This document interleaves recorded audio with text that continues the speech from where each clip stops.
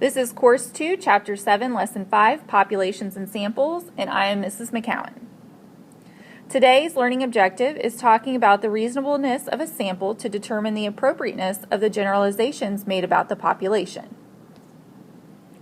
I'd like you to write down these vocabulary words. We have population, the whole group that is being studied; sample, a part of the population; random sample, a sample in which each member of the population has a random chance of being chosen.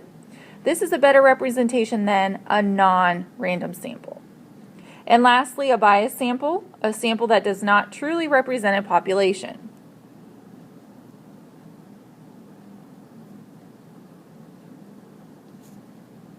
Number 1, name the vocabulary term that describes the phrase. So for the first one, we have all 7th graders at Avalon.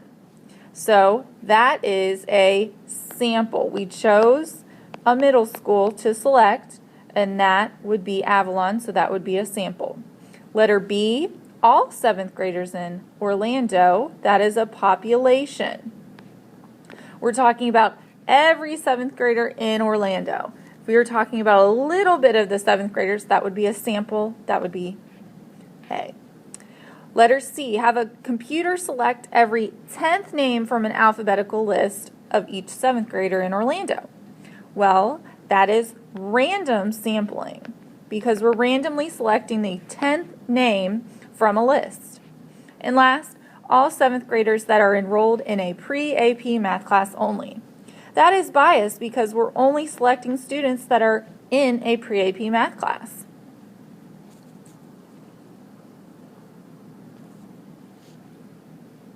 Okay, number 2, tell if each sample is biased and explain. An airline surveys passengers from a flight that is on time to determine if passengers on all flights are satisfied. Well, if you've ever taken a flight, you know that it's not always on time, and that if you're on an on-time flight, that you are happier than if you're not on an on-time flight. So, on time means that it would be biased, because the passengers are happier than passengers who are not.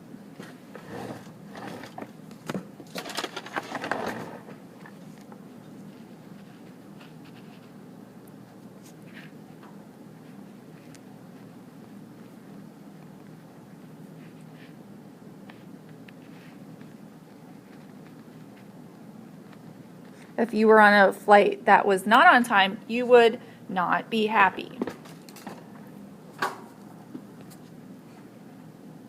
Okay, number 3, tell if each sample is biased. Explain. A newspaper randomly chooses 100 names from its subscriber database and then surveys those subscribers to find if they read restaurant reviews. So here we have 100 names that are randomly chosen. This sample is not biased, and it is random sampling because we're choosing 100 people randomly from a database.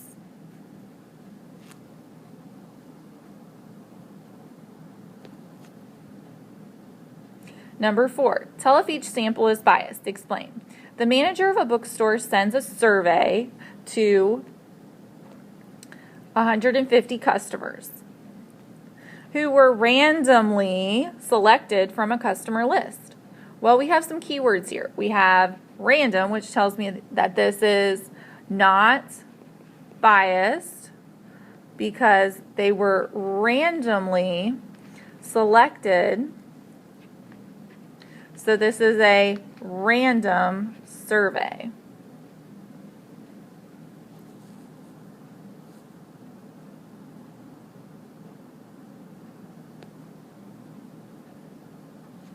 Number 5, tell if each sample is biased. Explain. A team of researchers surveys 200 people at a multiplex movie theater to find out how much money state residents spend on entertainment. Well, a movie theater is considered entertainment. So based on that, we know that these people are already spending money by going to this movie theater. So this is a biased sample, and the people who go to the movies are not likely to spend money on entertainment that are similar to people in other states.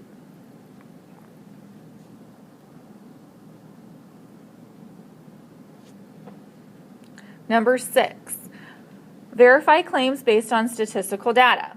A biologist estimates that more than 700 of the 4,500 elk at a wildlife preserve are infected with a parasite. A random sample shows 8 out of 50 are infected. Determine if this is accurate. Well, based on this, we need to set up a proportion to predict the total number of infected elk. So, we're going to go back to proportions that we learned in Chapter 4. And we need to compare the infected elk, which was 8 out of 50, with the total size.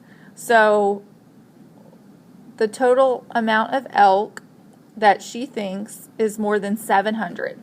Well, we don't know certainly what that number is, but she did tell us that there are definitely 4,500 elk. So this is the number we're questioning, because she said more than. She didn't know this number, so that's the number we're questioning, which is X. So now we're going to cross multiply to find X. So when I cross multiply, 8 times 4,500 is 36,000 equals 50X. So then divide by 50, and I find that X equals 720. Well, 720 is more than 700, and it's in that ballpark of a little bit more than 700. So the biologist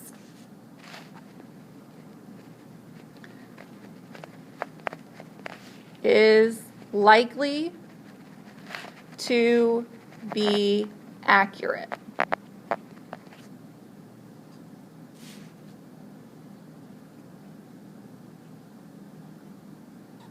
Okay, now I'd like you to write 3-sentence summary in your notes. If you need extra help, go back and watch the video, ask Mrs. McCowan a question, or come in the morning for extra tutoring. Thanks for watching.